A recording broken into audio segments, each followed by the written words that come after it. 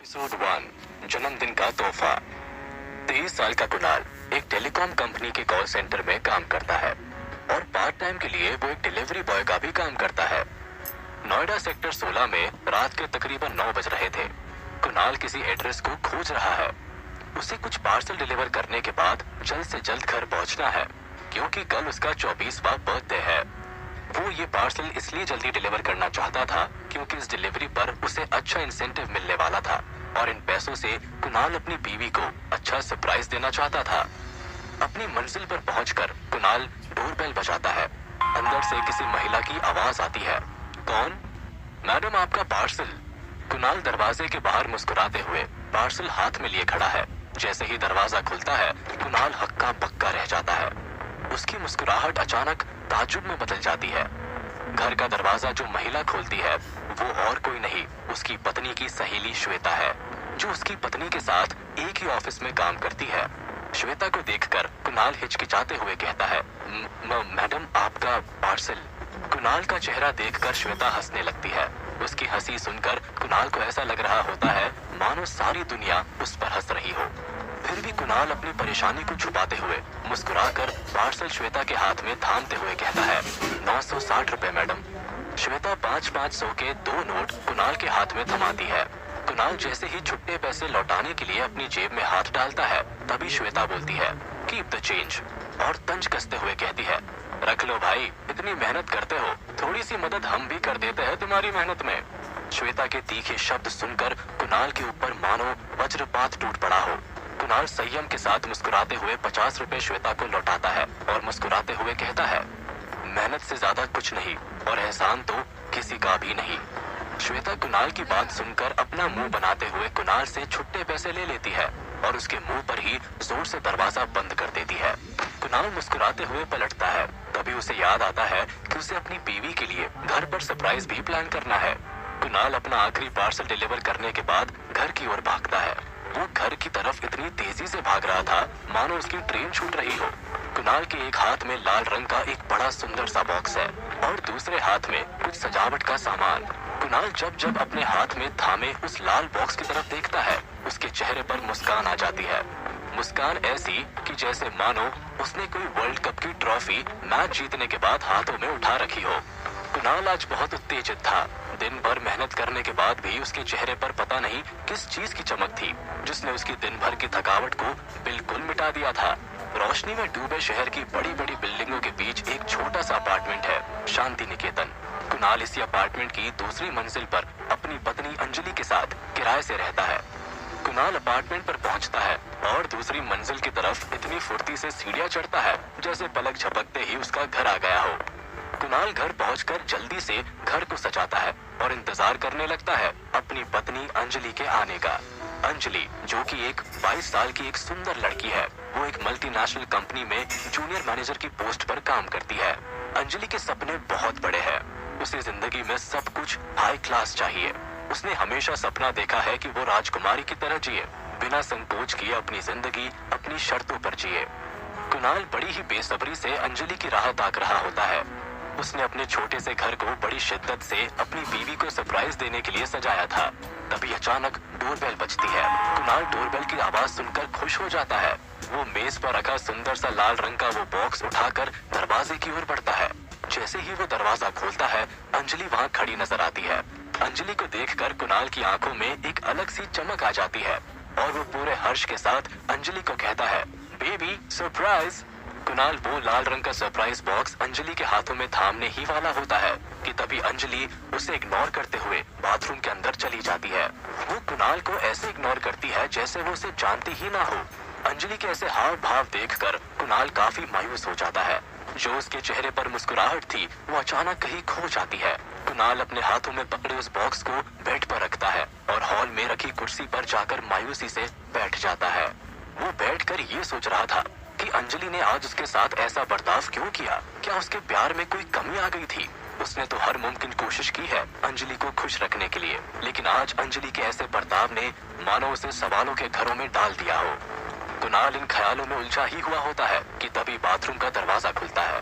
दरवाजा खुलते ही कुणाल अंजलि को प्यार से कहता है, क्या हुआ जान, मेरे पास बैठो, मुझे तुमसे कुछ बात करनी है। कुणाल जैसे ही अपनी बात खत्म करता है, अंजलि गुस्से में तमतमा उठती है, जैसे उसके मन में कई सवाल चल रहे हो। उसके चेहरे पर गुस्सा साफ नजर आ रहा था। अंजलि तपाक से बोलती है, बस बहुत हुआ, मैं अब ये सब और नहीं सह सकती। मैंने फैसला कर लिया है, मुझे डाइवोर्स चाहिए। अंजलि की ये बात सुनते ही कुणाल के पांव तले से मानो जमीन खिसक जाती है। वो कुछ समझ नहीं पा रहा था। तब तक अंजलि फिर से कहती है, मुझसे तुम्हारा ये मुरझाया हुआ चेहरा रोज रोज नहीं देखा जाता। तुम्हें इस डिलीवरी बॉय की ड्रेस में नहीं देख सकती मैं। ऑफिस के सारे लोग, मेरे सभी दोस्त हंसते हैं, मेरा मजाक उड़ाते हैं तुम्हारे नाम से। नहीं सुन सकती कि अभी कुछ घंटों पहले मेरी दोस्त के घर पर पिज्जा पहुंचाने वाला डिलीवरी बॉय मेरा पति था। वो सामने टेबल पर पेपर्स पड़े हैं, उन पर साइन कर दो। कल ही हम सिविल कोर्ट जाकर अलग हो जाते हैं। मैंने अपने वकील से बात भी कर ली है। कुणाल चुपचाप अपनी पत्नी का मुंह देख रहा होता है, फिर उस ओर बढ़ता है जहाँ जहाँ टेबल पर डिवोर्स पेपर्स पड़े हैं। कुणाल जेब से सिगरेट निकालकर जलाता है, एक कश लेता है और दूसरे हाथ से टेबल पर पड़े पेपर्स को उठाता है। पेपर्स को देखते ही कुणाल के होश उड़ जाते हैं। उसके शरीर में एक अजीब सा दर्द उठता है, जैसे एक साथ कई सारी सुइयां उसके शरीर में चुभा दी गई हो। आज कुणाल अंजलि के सामने अपनी जिंदगी का सबसे बड़ा राज खोलने वाला था। उस लाल डिब्बे में और कुछ नहीं बल्कि उसकी जिंदगी का सच था, लेकिन किस्मत को कुछ और ही मंजूर था। कुणाल बेबसी में अंजलि की तरफ बढ़ता है। वो अपनी जली हुई सिगरेट को अपने हाथ में ही मसल कर बुझा देता है। कुणाल कुछ बोल पाता उससे पहले अंजलि बेडरूम में चली जाती है और पटक कर दरवाजा बंद कर देती है। बेडरूम के दरवाजे के पास दीवार पर कुणाल और अंजलि की शादी की तस्वीरें टंगी थी, जो एक साल पहले हुई थी। कुणाल दीवार पर टंगी उन तस्वीरों की तरफ देखता है और अपने दांतों को गुस्से में कटकटा रहा होता है। अपने हाथों की मुट्ठी कसकर भींचे हुए सामने टंगी हुई तस्वीर को देखता है, जिस पर धूल जम चुकी थी। वो कहते हैं ना कि टूटे हुए रिश्तों की यादों पर अक्सर धूल जम जाया करती है, जिससे रिश्ते धुंधले नजर आते हैं। तभी अचानक से दरवाजा खुलता है। अंजलि को देखकर कुणाल मन में सोच रहा होता है, शायद अब अंजलि का गुस्सा शांत हो गया हो। वो प्यार से अंजलि से कहता है, अगर मैं मेहनत कर भी रहा हूँ तो किसके लिए? तुम्हारे ही लिए ना जान। मानता हूँ देर लगेगी हमारे सपनों को पूरा होने में, लेकिन बहुत जल्द ही हम अपने सपनों की दुनिया को हकीकत में बदल देंगे। अंजलि गुस्से में कहती है, मैं अपनी सारी जिंदगी इंतजार में नहीं बिता सकती कुणाल। मैं अपनी सारी जिंदगी इस छोटे से घर में नहीं काट सकती। रोज ऑफिस खत्म करके घर आकर तुम्हारे लिए खाना नहीं बना सकती। मेरा भी मन करता है महंगे कपड़े खरीदूं, ब्रांडेड पर्स खरीदूं और एक लग्जरी कार जिसे देखकर मेरी सहेलियां चले मुझसे। कार का जिक्र करते ही अंजलि की आंखों में एक अलग ही चमक आ जाती है, जैसे कल ही उसका ये सपना सच हो रहा हो। वो अपने सपने से बाहर निकलती है और कुणाल पर तंज कसते हुए कहती है, और मेरे ये सारे सपने तुम्हारे गधे की तरह काम करने से तो पूरे नहीं होंगे ना। प्यार ने मुझे अंधा बना दिया था, लेकिन समय के साथ मेरी आंखें खुल गई है। इतना कहकर अंजलि बेड पर पड़े उस लाल बॉक्स को कमरे के बाहर फेंक देती है और कहती है, मुझे बदबू आती है तुम में से और तुम्हारे दिए गए हर एक तोहफों में से। अंजलि ये कहकर फिर से बेडरूम का दरवाजा बंद कर देती है। कुणाल अपनी बेबसी को संभालते हुए होठों पर एक हल्की सी तीखी मुस्कुराहट लिए बॉक्स को उठाता है और अंजलि को कमरे के बाहर से ही कहता है, तुम देखना नहीं चाहोगी इस गिफ्ट बॉक्स के अंदर क्या है? तुम्हारी सारी शिकायत और गुस्सा दोनों इसे देखकर खत्म हो जाएंगे। अंजलि, कल मैं तुम्हारे सारे ख्वाब पूरे कर दूंगा। बस एक बार ये तोहफा खोलकर देख तो लो। कुणाल की बात सुनकर अंजलि कमरे के अंदर से ही बड़े ही जोर से गरजती हुई आवाज में कहती है, मुझे नफरत है तुमसे और तुम्हारे इस झूठ से। मुझे तुम्हारा कोई तोहफा नहीं चाहिए और ना ही तुम। चले जाओ मेरी जिंदगी से। कुणाल अंजलि की बात सुनकर वापस सोफे पर सर झुकाकर बैठ जाता है। वो सोच रहा होता है कि इतनी जल्दी ये सब कैसे बदल रहा है, आखिर क्यों इसे एक भी मौका नहीं दिया गया। तभी कुणाल वो बॉक्स खोलता है।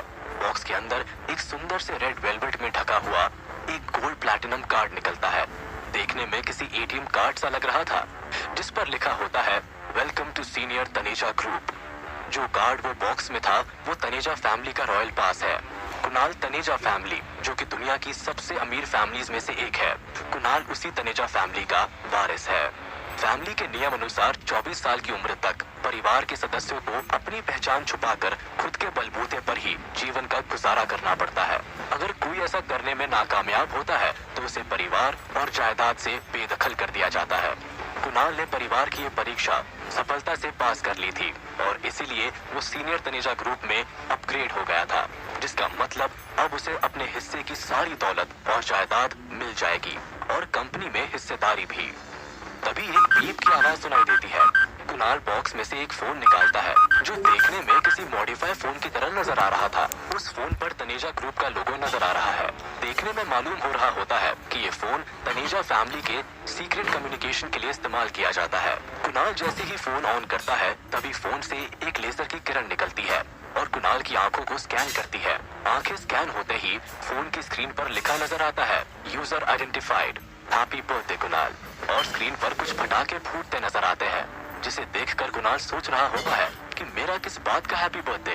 तभी दूसरा नोटिफिकेशन आता है, congratulations mister senior Taneja, your current Swiss bank account, your balance is 300 crore rupees.